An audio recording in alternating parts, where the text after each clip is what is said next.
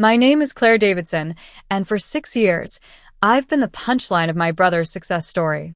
Marcus Davidson, tech entrepreneur, Forbes 30 Under 30, TechCrunch's Innovator to watch, built his reputation on being brilliant, charismatic, and ruthlessly ambitious.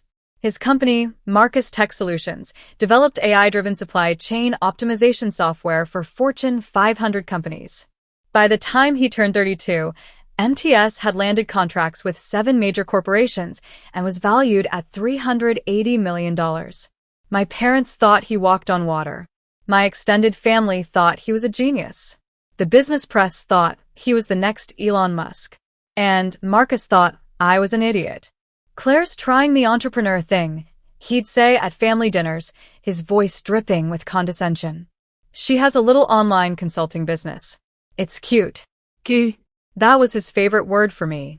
What Marcus didn't know, what nobody in my family knew, was that my little online consulting business was Meridian Capital Partners, a venture capital firm I'd founded 4 years ago.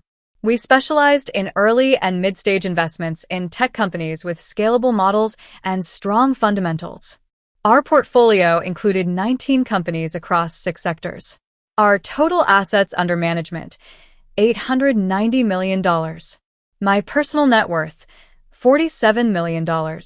And the anonymous investor who'd provided Marcus Tech Solutions with $120 million in Series C funding 2 years ago, saving the company from a catastrophic cash flow crisis?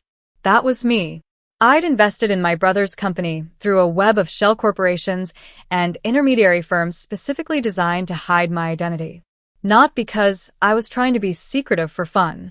Because I wanted to see if Marcus could succeed on merit without knowing his little sister was the one keeping him afloat. Also, I wanted to see how long it would take for him to treat me like a human being instead of a failure. 6 years. That's how long I waited. And he never changed. Growing up, Marcus was the golden child in every possible way. He was 3 years older than me, naturally gifted at everything he tried. Top of his class. Captain of the debate team. Full scholarship to MIT. He graduated with a degree in computer science and business, and by 25, he'd already sold his first startup for $8 million. I was the weird one. I liked numbers, but not in the flashy way Marcus did. I liked patterns, risk assessment, understanding why some investments succeeded and others failed. While Marcus was giving TED Talks about disrupting industries, I was reading SEC filings and analyzing balance sheets in my bedroom. I went to a state school, got a degree in finance, started working as a junior analyst at a mid-sized investment firm making $52,000 a year. Marcus made more than that in a week by the time I graduated. At family gatherings, the dynamic was clear. Marcus held court, talking about his latest funding round or his meetings with venture capitalists. Everyone listened, fascinated. When I tried to contribute to conversations about finance or investing, Marcus would smile indulgently. Claire's learning about the industry. It's good that she's interested.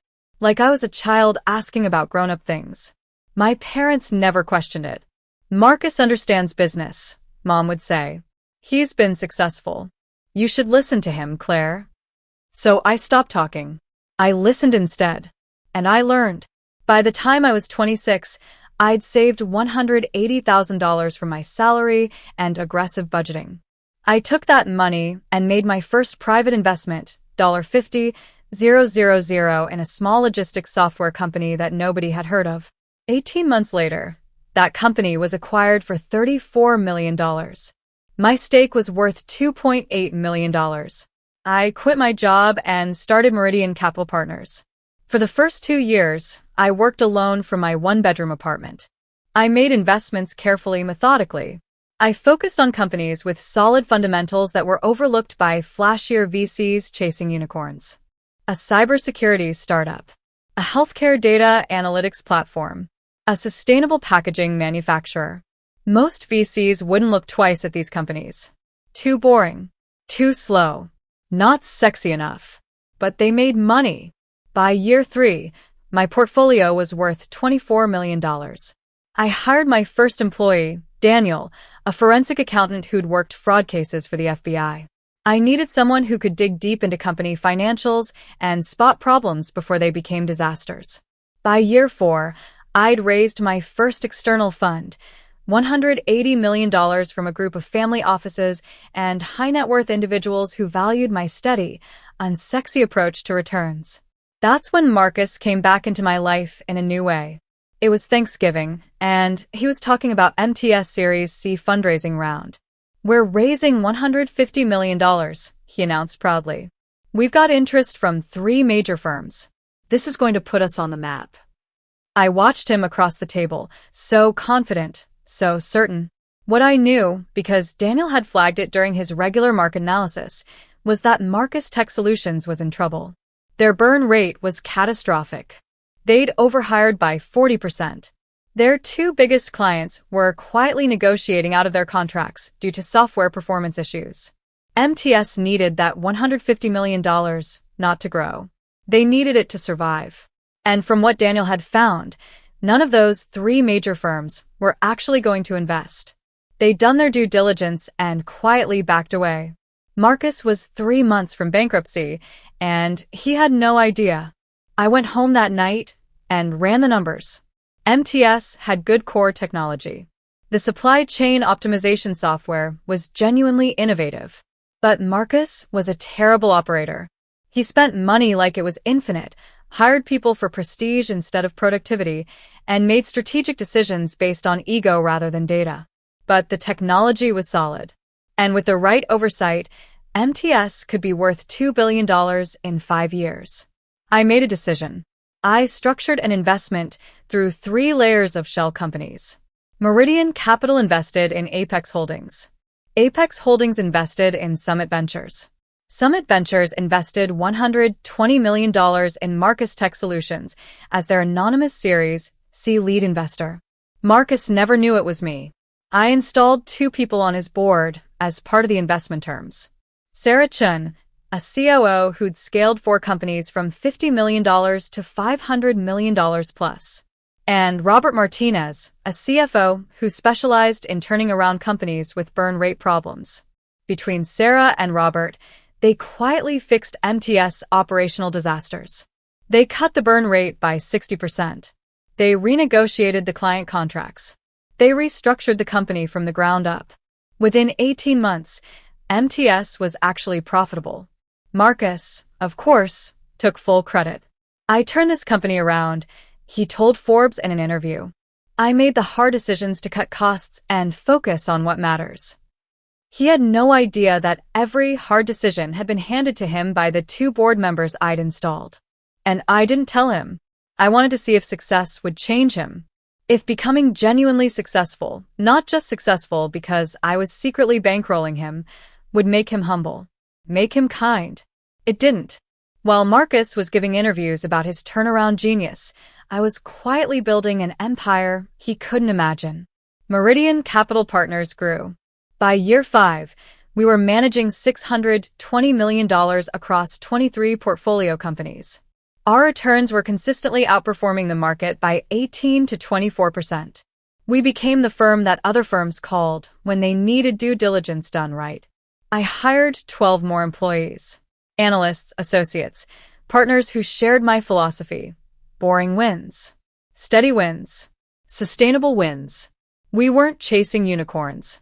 We were building a portfolio of companies that would still exist in 20 years. My personal net worth crossed $40 million. I bought a penthouse in the city. I drove a Tesla Model S. I wore Tom Ford suits to investor meetings. But when I went to family dinners, I drove my old Honda. I wore jeans and sweaters from Target. I let Marcus talk about his success while I smiled and nodded. I was conducting an experiment. How long would it take for my family to notice that something had changed? To ask questions? To wonder how I could afford my lifestyle on what they assumed was a struggling online consulting business? The answer: they never noticed. They saw what they expected to see. Marcus was successful. Claire was still figuring things out. At Christmas last year, my aunt asked me, "So, Claire, are you still doing that online thing?" "Yes," I said simply. "That's nice, honey. It's good to have hobbies." Hobbies. My $47 million hobby. Marcus overheard and jumped in. Claire's very dedicated. She works hard at it. I keep telling her she should come work for MTS, but she's attached to her independence. He said it like I was a child refusing to accept help. I smiled. I like what I do. Of course you do, he said generously. It's good to have passion projects. That was 6 months ago. The breaking point came at Marcus's quarterly investor meeting. He'd invited the whole family. Come see what real business looks like, he'd said to me with a grin. Might give you some ideas for your consulting thing.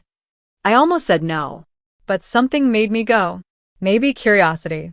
Maybe I wanted to see if he'd finally grown up. The meeting was held in MTS glass-walled conference room downtown. 70 people packed in, investors, board members, executives, and random family members like me, sitting in the back. Marcus was in his element. He stood at the front with a clicker, walking through slides about growth projections and market expansion. He was charismatic, confident, commanding. We've tripled our revenue in 18 months, he announced. We've gone from hemorrhaging cash to profitability. We've expanded from 2 clients to 7 major Fortune 500 contracts. Everyone applauded. And we did this, Marcus continued, by making smart, disciplined decisions. By focusing on fundamentals. By building a team that executes. I caught Sarah Chen's eye across the room. She gave me the tiniest smile. She knew the truth. She and Robert had made those decisions. Marcus had just signed off on them. The presentation continued. Growth charts, revenue projections, market analysis. Then came Q&A. An investor raised his hand. Marcus, you've mentioned your family's support several times. How has that played into your success? Marcus smiled. My family has been incredible. My parents believed in me from the beginning. They taught me to think big, to take risks, to never settle. He gestured toward where Mom and Dad sat in the front row. And my sister Claire is here today, too. He pointed at me in the back. Claire's trying the entrepreneur thing herself. She has a little online consulting business. It's cute. A few people chuckled. I keep telling her she should come work for a real company, Marcus continued, but she's stubborn. She wants to figure things out on her own. More laughter. Claire's financially clueless, he said with a grin, like he was sharing an inside joke. She doesn't understand how venture capital works, how to scale a business, any of it. But she's learning. And that's what matters. The room laughed appreciatively. Look at the supportive big brother, gently teasing his struggling little sister. I sat in my chair, perfectly still. My sister plays entrepreneur online, Marcus said, winding up for the punchline. But maybe someday she'll build something real. The room erupted in laughter. I nodded quietly. Understood. Nobody noticed. They were all focused on Marcus, who'd already moved on to the next question. I sat through the rest of the meeting. 90 more minutes of Marcus taking credit for work other people had done, bragging about a company that only existed because I'd saved it. When it ended, people mingled. Marcus worked the room like a politician. Investors shook his hand. Family members congratulated him. I walked out without saying goodbye to anyone. I got in my car, drove to my office, and sat at my desk. Then I opened my laptop and typed an email to Daniel, my forensic accountant. Subject: MTS investment withdrawal. Daniel, prepare immediate withdrawal documentation for the Summit Ventures investment in Marcus Tech Solutions. Total amount: $120 million principal plus accrued returns. I want full liquidation of our position. Timeline: 48 hours. Get our lawyers on notice for the board meeting. Claire. I hit send. Then I called Sarah Chen directly. Sarah, it's Claire. Hey. I saw you at the meeting. That was quite a performance for Marcus. It was interesting, I said neutrally. Sarah, I'm withdrawing my investment. All of it. 48 hours. Silence on the other end. Claire, Sarah said carefully, you own 31% of the company. If you pull out, MTS collapses. The other investors will panic. The clients will hear about it and reconsider their contracts. The company will be functionally bankrupt within a week. I know. Is this about what he said in the meeting? This is about 6 years of him treating me like I'm worthless, while I've been the one keeping him alive. Another silence. I understand, Sarah said quietly. I'll prepare my resignation. Robert will too. We only took these positions because you asked us to. If you're done, we're done. Thank you, Sarah. For what it's worth, she said. He had this coming. I hung up. Monday morning, Daniel sent the withdrawal notice to MTS CFO and board of directors. As the Series C lead investor, Summit Ventures had the contractual right to withdraw capital if certain performance metrics weren't met. And thanks to some very carefully worded clauses I'd insisted on, public misrepresentation of company stakeholders qualified as a breach. Marcus calling me financially clueless in a public investor meeting? That was misrepresentation of a stakeholder. 48 hours. That's how long Marcus had before his company imploded. I didn't hear anything for the first 24 hours. I knew what was happening behind the scenes. Daniel had sent me updates every 6 hours. Hour 1 to 6. MTS CFO received the withdrawal notice and immediately called an emergency board meeting. Hour 6 to 12. The board convened. Sarah and Robert explained the situation. Summit Ventures was withdrawing $120 million. Immediately. Hour 12 to 18. The CFO ran the numbers. Without that $120 million in capital, MTS had 4 weeks of runway. Maybe 6 if they cut every non-essential expense. Hour 18 to 24. The board began panic calls to other investors trying to arrange emergency bridge funding. Nobody was interested. When a lead investor pulls out of a company suddenly, it's a massive red flag. Other investors assume you know something they don't. They don't invest more. They start looking for exits. By hour 36, 3 of MTS other investors had sent letters of intent to withdraw their capital as well. By hour 42, one of MTS' 7 Fortune 500 clients had paused their contract pending review of vendor stability. By hour 47, Marcus finally called me. I was in my office when my phone rang. His name appeared on the screen. I let it ring 4 times before answering. Hello. Claire. His voice was strained. We need to talk. About what? He paused. Claire, something's happening with my company. Our lead investor is withdrawing. I don't understand what's going on, but I need your help. My help? I kept my voice neutral. Marcus, I'm financially clueless, remember? I play entrepreneur online. How could I possibly help? Silence. Claire, this isn't the time for what? For jokes? You joked about me in front of 70 investors. I'm just following your lead. I didn't mean anything by that, he said desperately. It was just banter. You know how these things are. I don't actually. I don't go to many investor meetings. My little online consulting business doesn't have them. Claire, please. I need you to be serious right now. My company is in crisis. Investors are pulling out. Clients are getting nervous. I need to talk to someone I can trust. Talk to Mom and Dad, I said. They believe in you, remember? That's what you said in your presentation. They don't understand business like, he stopped himself. Like what, Marcus? Like you do? Because from where I'm sitting, your business is collapsing and you don't seem to understand why. That's not fair. You're right, I said. Fair would be if I'd pulled my investment 4 years ago when I first realized you were driving the company into the ground. Silence. Then, what are you talking about? I'm talking about the fact that Summit Ventures isn't some anonymous investor group, Marcus. Summit Ventures is owned by Apex Holdings. Apex Holdings is owned by Meridian Capital Partners. I let that sink in.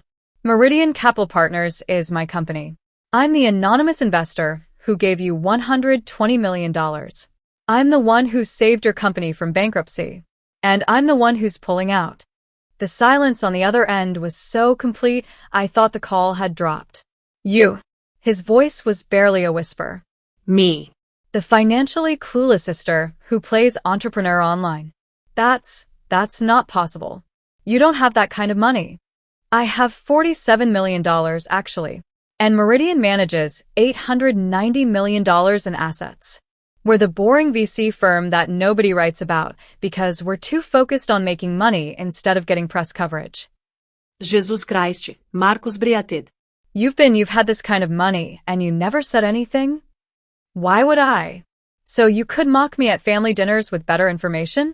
So you could take credit for my success the way you've taken credit for everything else in your life?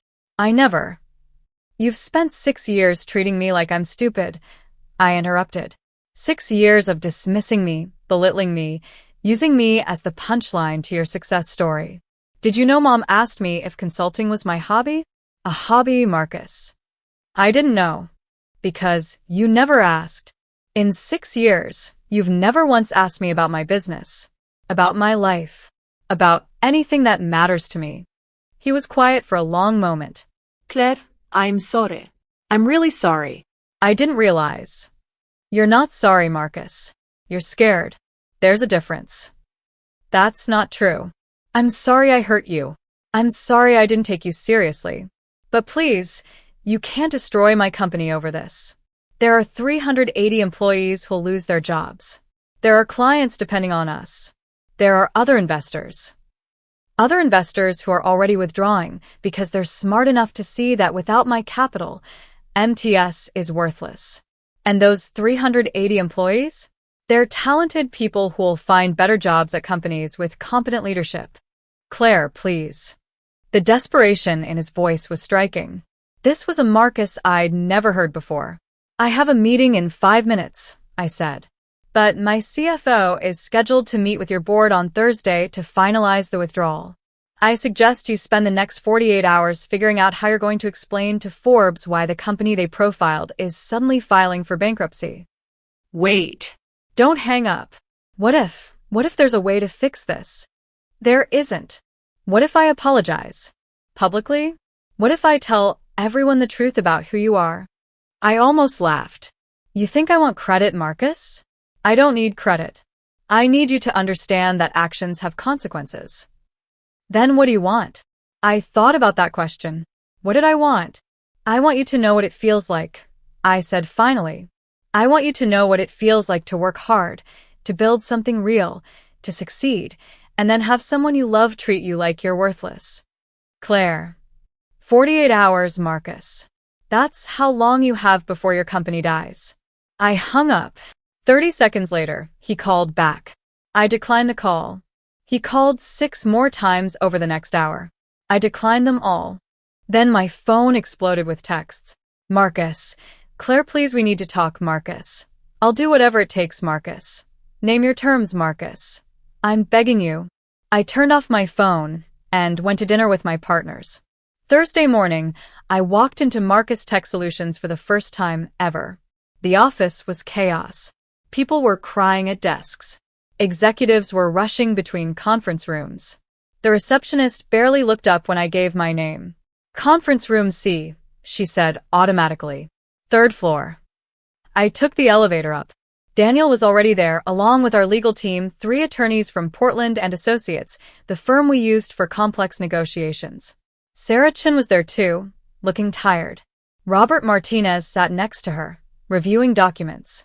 And at the head of the table was Marcus. He looked terrible. His hair was disheveled. His eyes were bloodshot. He was wearing the same shirt he'd worn in the investor meeting 3 days ago. Claire, he said when I walked in. Just that. My name. I sat down across from him. Let's get started, I said to Daniel. Daniel opened his laptop.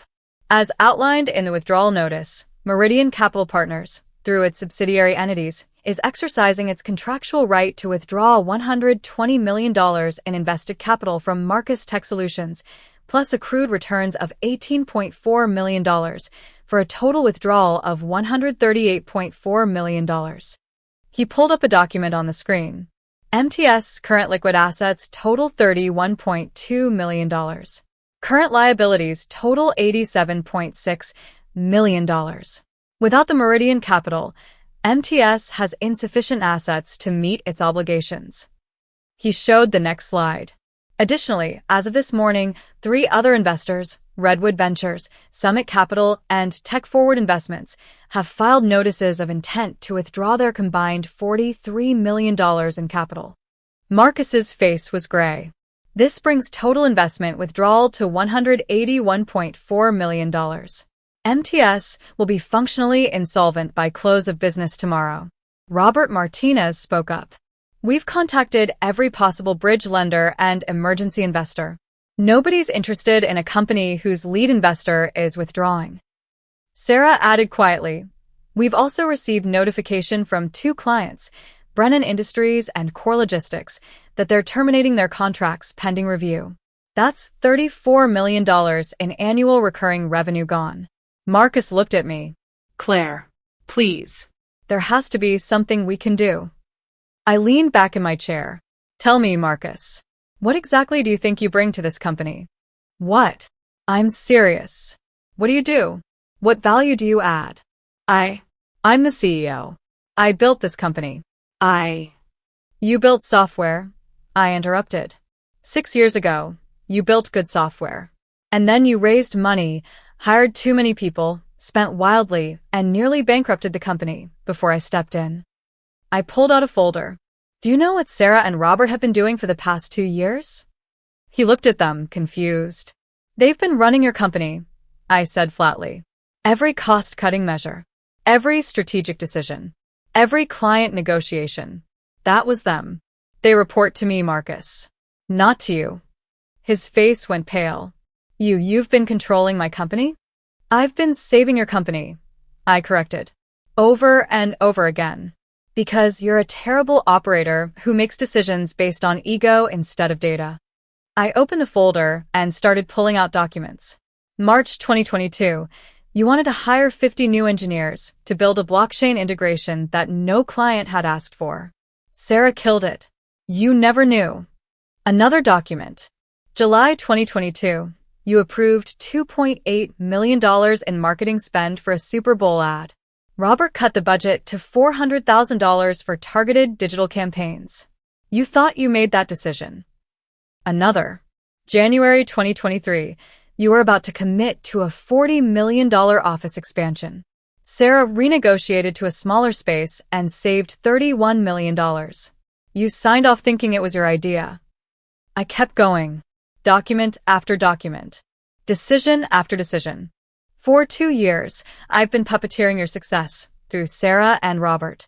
Every smart decision MTS has made was actually my decision. Every disaster you avoided was because I stopped you from making catastrophically stupid choices. Marcus stared at the papers spread across the table. And you never noticed, I continued, because you were too busy taking credit, too busy giving interviews, too busy telling everyone how you turned the company around. I didn't know, he whispered. Of course you didn't know. Because you never looked beneath the surface. You never questioned why suddenly all your impulsive ideas were being refined into better plans. You just assumed you'd gotten smarter. I stood up. But here's the thing, Marcus. The company didn't get better because of you. It got better in spite of you. And now I'm done propping you up. Claire, please. I'm sorry. I'm so sorry. I know I was terrible to you. I know I was dismissive and condescending and all of it. But please don't destroy everything because of that. I'm not destroying anything, I said calmly. I'm withdrawing my investment from a company with poor leadership. That's what any smart investor would do. What if I step down? The words tumbled out desperately. What if I resign as CEO? You can bring in someone else. Someone better. Just don't pull the funding. I looked at him for a long moment. Who would you suggest? I don't know. You probably have someone in mind. Someone who actually knows what they're doing. Someone who's not financially clueless? I asked. He flinched. Marcus, I'm going to tell you something, and I want you to really hear it. The problem isn't that you're a bad CEO. The problem is that you're a bad person to me. You had 6 years to treat me with basic respect. 6 years to ask about my life. 6 years to see me as something other than a failure you could feel superior to. I know. And I'm going to change. I swear I'll change. You're going to change because your company is collapsing, I said. Not because you actually care about how you treated me. And that's not good enough. I nodded to Daniel. Process the withdrawal. Wait. Marcus stood up. What if I give you the company? Everyone in the room looked at him. What if I give you majority ownership? He continued frantically. You said I'm a bad operator. Fine. Take over. Run it however you want. I'll work for you. I'll do whatever you say. Just don't let it die. I studied him. He meant it. In this moment, backed into a corner, he genuinely meant it. How much ownership? I asked. Majority. 51%. No, 60%. Whatever you want. I looked at Sarah. She raised an eyebrow, curious. I looked at Robert. He was already running calculations in his head. 73%. I said. Done. With full operational control. You remain as CEO in title only. Every decision goes through me. Yes. Fine. Whatever you need. And you make a public statement explaining that I've been your lead investor for 2 years and that I'm now taking an active role in company management. He swallowed hard. You want me to tell everyone you were the anonymous investor? I want you to tell everyone the truth, Marcus. That your little sister with her cute online business has been keeping your company alive while you took credit for her work. The room was silent. Okay, he said finally. Okay, I'll do it. I looked at our attorneys. Draft the paperwork. I want 73% ownership transferred to Meridian Capital Partners with full operational control. Marcus remains as CEO, but all strategic decisions require my approval. Board restructuring to include 3 seats controlled by Meridian. I turned back to Marcus. And one more thing. You're taking a salary cut. $180,000 a year, same as what I made when I started in this industry. You can earn your way back up. His jaw clenched, but he nodded. Fine. Sarah, Robert, I'm promoting you both. Sarah, you're now president of operations with a compensation package worth $450,000. Robert, you're CFO with the same. You'll report directly to me. They both smiled. And Marcus, I said, if you ever publicly dismiss me or anyone else on my team again, I will destroy everything you have left. Are we clear? Crystal clear. Good. Daniel, prepare the paperwork. I want this finalized by end of business today. I picked up my bag and walked toward the door. Claire, Marcus called. Thank you for not letting it die. I paused at the door. I didn't do this for you, Marcus. I did it for the 380 employees who actually do good work. And because the technology is valuable, even if you aren't. I left. The news broke the next day. TechCrunch. Marcus Tech Solutions undergoes dramatic restructuring.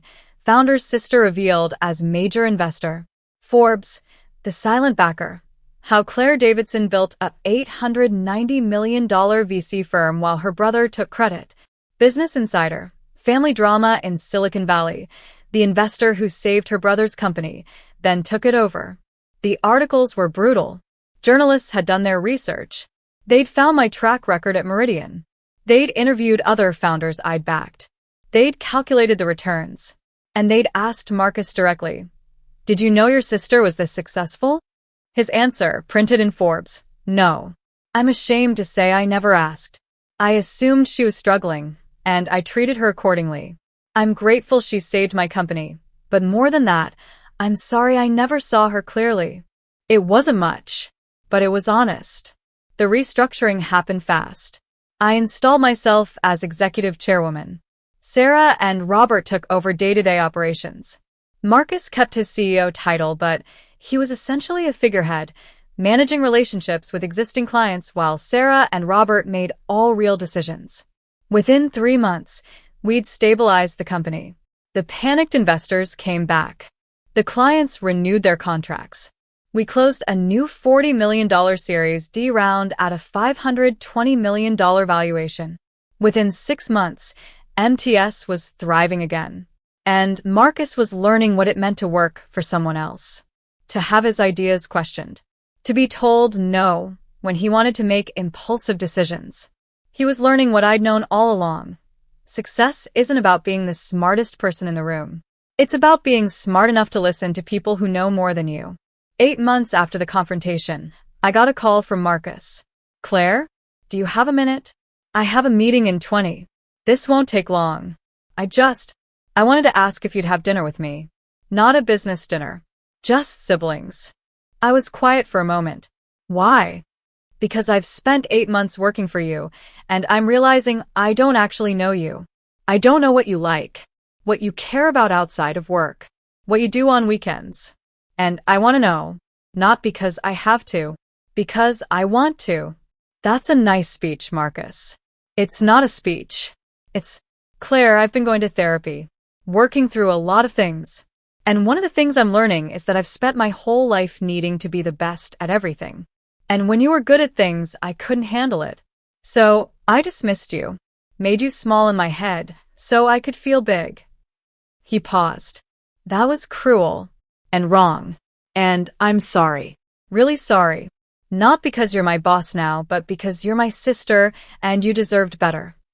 I stared at my office wall, processing. One dinner, I said finally. We'll see how it goes. Thank you. We met at a small Italian restaurant the following week. Neutral territory. No business talk allowed. Marcus arrived early. He stood when I walked in, pulled out my chair. We ordered food. And then, for the first time in my adult life, Marcus asked me questions. What made you want to start a VC firm? What's your investment philosophy? What do you like about the work? What's the hardest part? He listened. Actually listened. Didn't interrupt with stories about himself. Didn't try to one-up my experiences. Just listened. At the end of dinner, he paid the bill. I know you're wealthier than me now, he said with a small smile. But let me get this one. Okay. We walked out together. Claire, he said as we reached my car, I know I can't undo 6 years of being terrible, but I'm going to try to do better. Not just at work, at being your brother. That would be nice, I said simply. And for what it's worth, I'm proud of you. I should have said that years ago, but I'm proud of what you built. And I'm grateful you gave me a second chance. I looked at him. He meant it. I could see it in his eyes. Thanks, Marcus. I drove home thinking about second chances, about whether people really change or just adapt to new circumstances. I didn't have an answer, but I was willing to find out. 2 years later, Marcus Tech Solutions went public at a $1.8 billion valuation. My 73% stake was worth $1.314 billion. Marcus's remaining stake was worth $234 million. At the opening bell ceremony at NASDAQ, Marcus insisted I stand next to him. This is Claire Davidson, he told the cameras. My sister, our executive chairwoman, and the reason this company exists. She saved MTS when I was running it into the ground, and she's been the real leader here ever since. It was probably the most honest thing he'd ever said in public. After the ceremony, Mom and Dad pulled me aside. We had no idea, Mom said, tears in her eyes. All those years, we thought you were struggling. Why didn't you tell us? I wanted you to ask, I said simply. I wanted you to see me. Dad hugged me. We see you now, sweetheart. We're so proud. Thanks, Dad. It was enough. Not everything, but enough. Marcus and I have dinner once a month now. Real dinners. Sibling dinners. We talk about books and movies and politics. We argue about investments. He asks for my advice on company strategy, and sometimes I ask for his perspective on technical decisions. We're not best friends. We might never be. But we're siblings. Real siblings. And that's worth more than $1.3 billion. Though I'll admit, the $1.3 billion doesn't hurt.